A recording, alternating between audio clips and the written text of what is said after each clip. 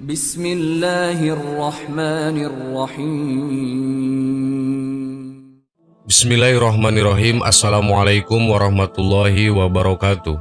Sahabat yang beriman, air laut merupakan salah satu bukti kekuasaan Allah Subhanahu wa Ta'ala. Sang Maha Kreatif ini membuat keseimbangan alam begitu mempesona. Khusus untuk air laut, sebagian kita mungkin sering bertanya, mengapa rasanya bisa begitu asin dan berbeda dengan air jenis lain? Sebagian berpikir, andai saja air laut rasa tawar, maka akan lebih bermanfaat untuk dikonsumsi. Karena tidak bisa dipungkiri jika saat ini dunia mengalami krisis air bersih yang layak minum. Banyak sungai yang tercemar dan membuat manusia susah mencari air. Namun pemikiran tersebut tidak benar adanya. Karena Allah Subhanahu wa Ta'ala menciptakan asinnya air laut bukan tanpa alasan. Ada hikmah luar biasa di balik proses alam ini. Bahkan bahaya besar mengintai makhluk ketika rasa air laut tidak asin. Sebenarnya apa yang akan terjadi? Perkara air laut ternyata tidak luput dari pembahasan Allah Subhanahu wa Ta'ala dan sudah tertulis dalam Al-Quran. Ini menjadi bukti bahwa Allah tidak main-main dalam proses penciptaan semua makhluknya. Dan tidaklah sama antara dua laut, yang ini tawar segar, sedap diminum, dan yang lain asin lagi pahit. Dan dari masing-masing laut itu kamu dapat memakan daging yang segar dan kamu dapat mengeluarkan perhiasan yang dapat kamu pakai. Dan pada masing-masingnya kamu lihat kapal-kapal berlayar membelah laut supaya kamu dapat mencari karunia-Nya dan supaya kamu bersyukur. Quran Surat Al-Fatir ayat 12. Salah satu bahaya yang akan menimpa makhluk ketika air laut tidak asin adalah tempat ini akan menjadi pusat dari segala macam bentuk wabah penyakit. Tentu ini akan mengancam keselamatan penduduk dunia, mengingat luas lautan lebih besar dibanding daratan. Mengapa bisa demikian? Salinitas atau kadar garam laut berfungsi untuk mensterilkan air, sehingga mencegah terjadinya pembusukan dan perkembangbiakan penyakit. Kalau tidak demikian, niscaya laut menjadi pusat atau markas yang lebih baik bagi wabah dan penyakit yang menyebar ke seluruh negara dan bangsa. Sekilas mari kita mengingat tragedi tsunami yang terjadi pada 2004 silam. Ada begitu banyak korban jiwa yang meninggal dalam tragedi tersebut.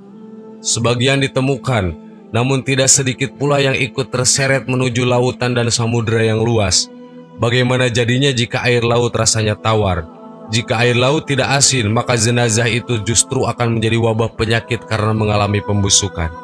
Selain itu, asinnya air laut juga memberi hikmah luar biasa lainnya. Jika air laut tidak asin, niscaya akan menyulitkan dunia transportasi air. Namun, bagaimana bisa? Dan di antara tanda-tanda kebesarannya ialah kapal-kapal yang berlayar di lautan seperti gunung-gunung. Quran Surat Asy-Syura ayat 32. Kapal yang berlayar di laut dengan muatan yang bermanfaat bagi manusia. Quran Surat Al-Baqarah ayat 164. Masing-masingnya kamu lihat kapal-kapal berlayar membelah laut supaya kamu dapat mencari karunia-Nya dan supaya kamu bersyukur.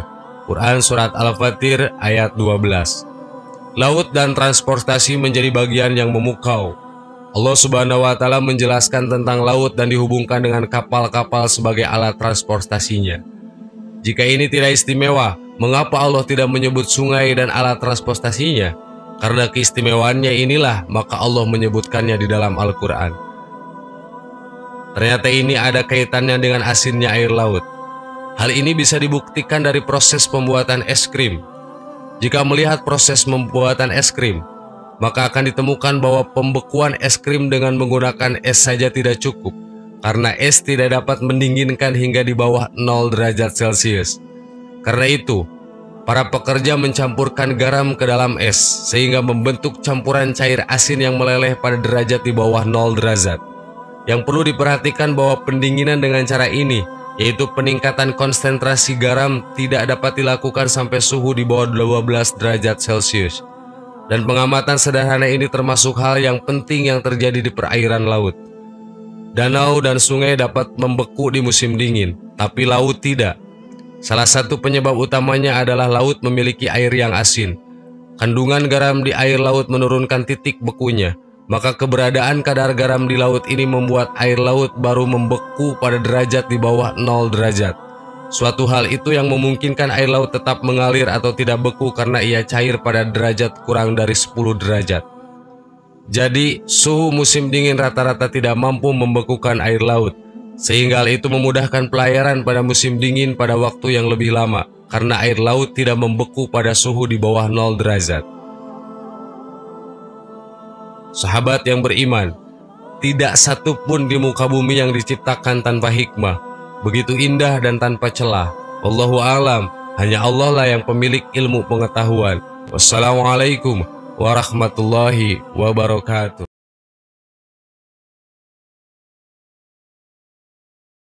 Bismillahirrahmanirrahim. Assalamualaikum warahmatullahi wabarakatuh. Sahabat yang beriman, hari Jumat menjadi hari ketakutan semua makhluk. Hal ini karena hari Jumat adalah hari akan terjadinya hari kiamat. Hewan-hewan khawatir saat hari Jumat tiba. Tak hanya hewan, ternyata ada juga yang takut selain hewan. Makhluk apakah itu? Angin, sebuah tanda kekuasaan Allah Subhanahu wa Ta'ala. Selain itu, angin juga ikut andil bagi para pencari rejeki di laut, sesuai dengan firman Allah Subhanahu wa Ta'ala.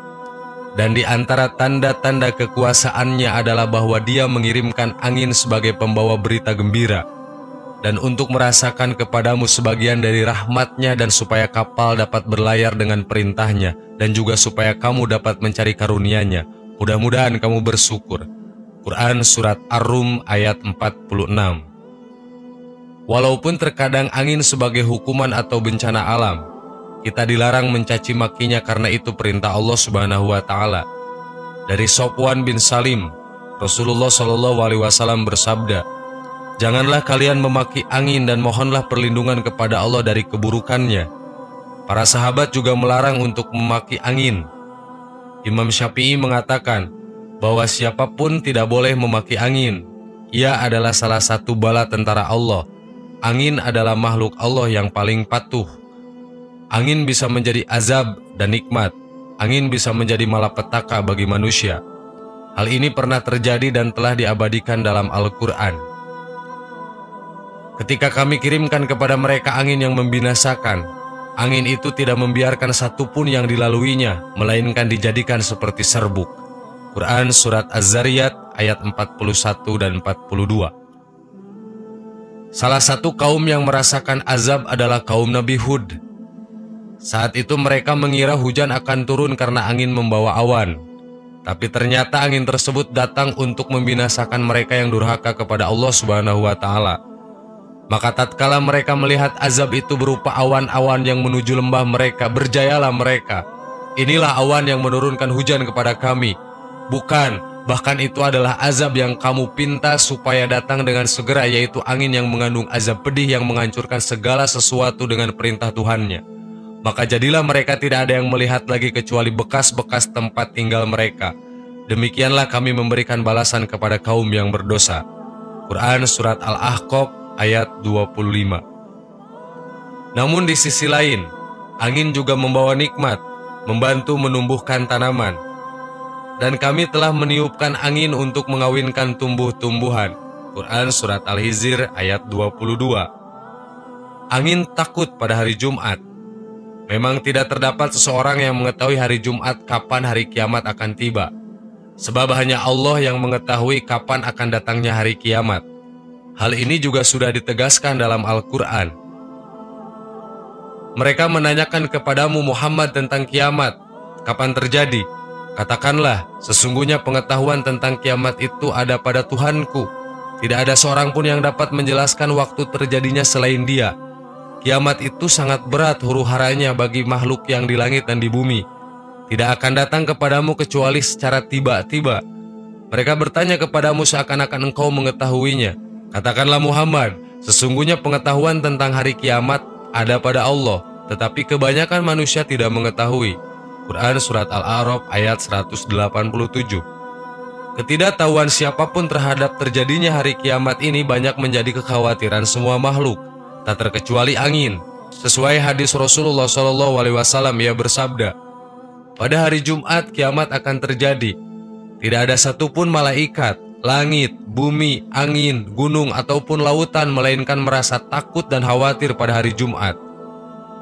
Sahabat yang beriman, itulah tadi sekilas kisah tentang angin sebagai salah satu makhluk Allah yang begitu patuh terhadap perintahnya, namun juga begitu khawatir akan datangnya hari kiamat. Lantas bagaimana dengan manusia? Sudah semestinya manusia sama halnya dengan angin, gunung, malaikat, dan hewan maupun lautan yang begitu khawatir akan datangnya hari akhir itu.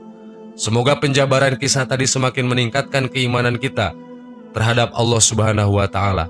Amin. Wallahu a'lam. Wassalamualaikum warahmatullahi wabarakatuh.